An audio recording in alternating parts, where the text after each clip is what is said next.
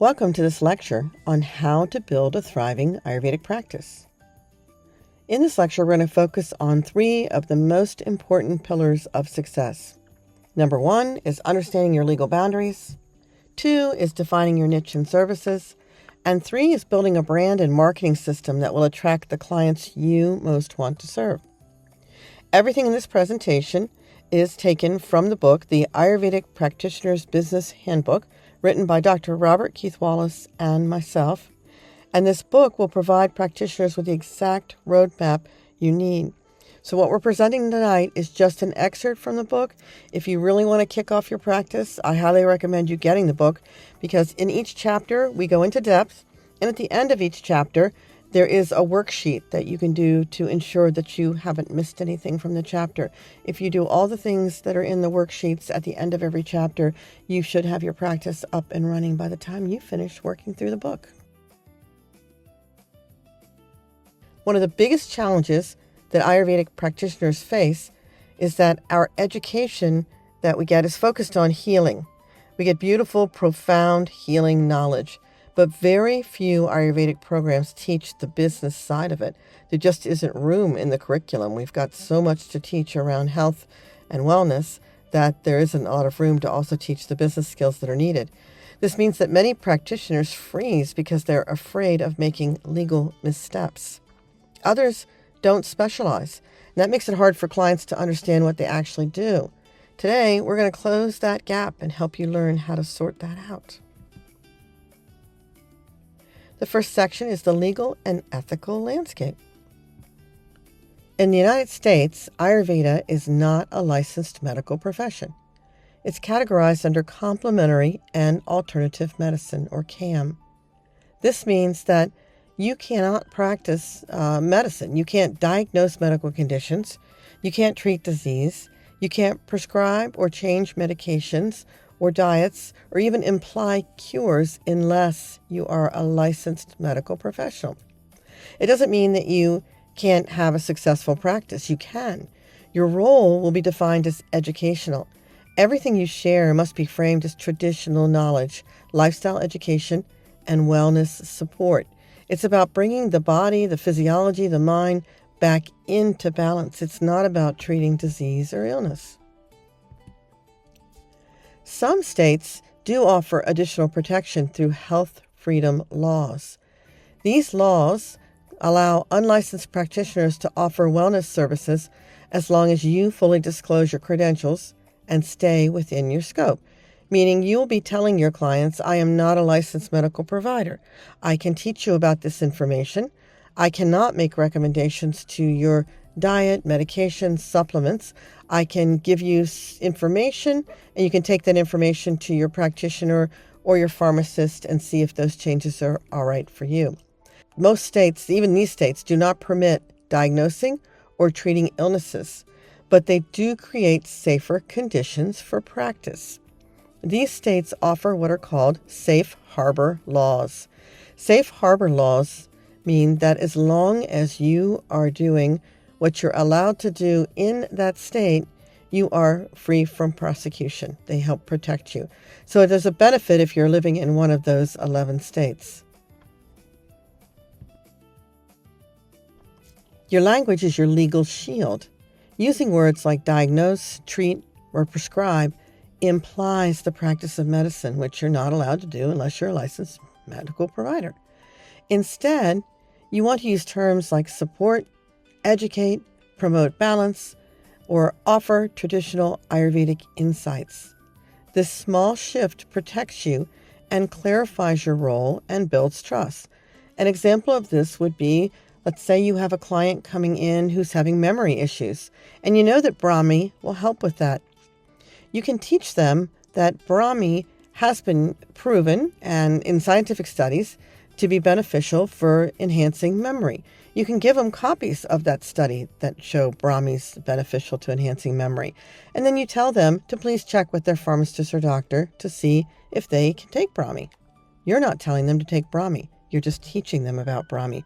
It has the same effect. You're still helping your client, but you're practicing legally. You also want to have a signed legal disclaimer. This is essential. It reinforces that services are educational, not medical. It protects you from misunderstandings and shows professionalism. Your disclaimer should be on your website, in your intake packets, and any materials where guidance is offered. There is a sample disclaimer available, more than one, in the book that we wrote, the Ayurvedic Practitioner's Business Handbook. Now let's talk about defining your niche and services. Many new practitioners are afraid to choose a niche because they think it limits them. In reality, being a specialist is incredibly powerful. Clients want to work with someone who understands their struggles deeply. A clear niche makes your content, services, and marketing instantly more compelling. In my practice, I wanted to focus on stress and weight loss because those two things seem to be the biggest money makers for me as I moved forward. So those became my specialties. I had an 8-week weight loss program where a client would come to see me 8 weeks in a row. And each of those weeks, I would teach them something that would help them get from point A to point B and lose weight and change their mindset around their eating. And then stress and anxiety are very big right now in our world. So I had a lot of clients calling for that. So I worked with those two niches. Those were mine. And that's what really helped me build my practice. The examples on this slide come directly from the book. Notice how each one is a clear, specific, and relatable. The first one says stress and sleep support for busy professionals. The bullet there describes a group of people, the problem they urgently want to solve, and what we can do about it. We're giving them support.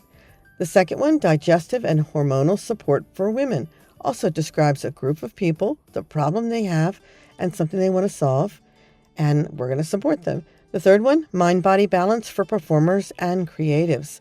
And this, again, you're listing the group of people and the problem they urgently want to solve. This is what you're looking for as you're setting up your practice. A client avatar is a semi-fictional description of the perfect client for your practice.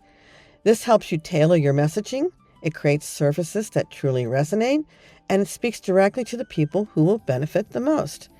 In my practice, because I'm an older woman, I chose to focus on an age group that was about 45 to 60 years old. And we did the Ayurvedic services, and we also had yoga classes. And the joke that we would tell everybody is, oh, please come to class because nobody can get up off the floor either, so you'll fit right in. Most of the people in that age group, 45 to 60, don't want to go to the yoga classes, many of the yoga classes that are available now, because they're run by 25-year-old yoga teachers, and the class is predominantly a bunch of young women and men who can bend in ways that we long ago forgot. So this would be one way that I established a niche, and I knew what my client was. This was my client, that middle-aged client that needed to move more. I wanted to help them. So I knew my demographics, I knew their health challenges, I knew their lifestyle habits, I knew their desires and goals, and I knew their values and beliefs because it resonated with me as well. Once you have your niche and avatar clear, your service structure becomes obvious. Most practitioners begin with one-on-one consultations and then add programs, memberships, workshops, and retreats. Programs create transformation. Memberships create recurring revenue. Both increase retention and impact. So I started with one-on-one consultations. I later went to 4 and 6 weeks programs. Actually, I had the 8-week weight loss program, and stress could be 4 weeks. Definitely do workshops and online classes. So I did a lot of free workshops on like a Saturday at 11 a.m. in the morning. I would offer a free workshop for people that were addicted to sugar or just stressed out. And because I did these free workshops, just teaching them how they could get off their sugar, what sugar does to your body, or how they could reduce their stress, these free events that I held always brought me a new client. And it was fun. So I got to lecture in front of a group. When you do something like that, you want to make sure that you have a brochure available so that they leave your site with a brochure in their hand that has your name on it, your business contact information. You want that laying on their table at home so their friends and family can see your name on a brochure. So you want a brochure. I did a lot of that. And then I participated in a couple retreats. Retreats are fabulous. You can partner up with other specialists. So there was a girl who was a specialist in yoga for children, and she wanted to do a retreat. She rented a local recreation center that wasn't being used. She went for the off season, and she rented that recreation center and had an entire weekend-long retreat where she had someone come in to do the cooking. I went in with Ayurvedic services. Someone else went in with yoga. We had something going on, sound therapy in every room of that, and she charged a fee for them to attend. And then I didn't get paid for that, but I got clients from that. So she set it up. I mean, I guess you could ask to be paid from something like that, depending on who you're partnering with. But those retreats are fun. We do have a graduate of the Marishi Ayurveda program that actually went out and started doing corporate retreats, which were to get people that are busy and stressed out in the corporate world to take a break, to go away for a weekend. And she's made a great practice out of that. You can see her information on our website, ayurvedapartner.com. Her name is Tricia Swift, and you can see some of what she's doing there. Now, you might want to create a signature program.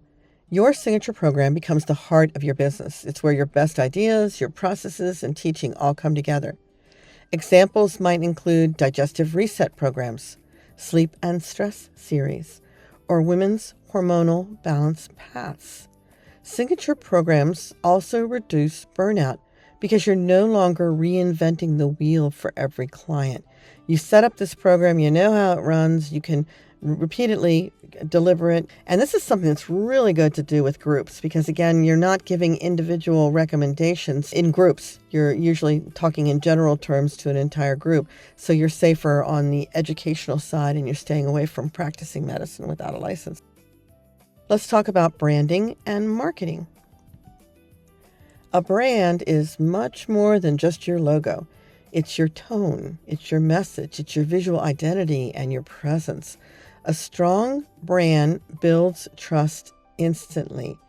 You want to use calming, natural palettes, clear fonts, and a brand story that explains who you are and why you care. I have Canva showing on the slide because if you're not using Canva, you want to learn how to use Canva probably. Canva, they have a free version of Canva. I have the $20 a month version. It's well worth it. But you can actually go to Canva and you can find an entire brand package that you could select if you wanted to. For my business, everything was gold and blue because I like those two colors together. So my color palette was the blue and gold. I made sure that I used the same fonts through everything, and it just everything about my business was built on that blue and gold and my business name at the time. So that reflected my niche, and every time someone saw that, they were confident that whatever they were holding on to would have the same quality of workmanship that what they saw in the previous brochure that I created. Your website is your digital home. It clearly must convey who you help and how. So there's a sample on the slide here that shows some of the things that you want. You want high quality images. You definitely want testimonials. For my practice, I got video testimonials. You could barter with some of your clients.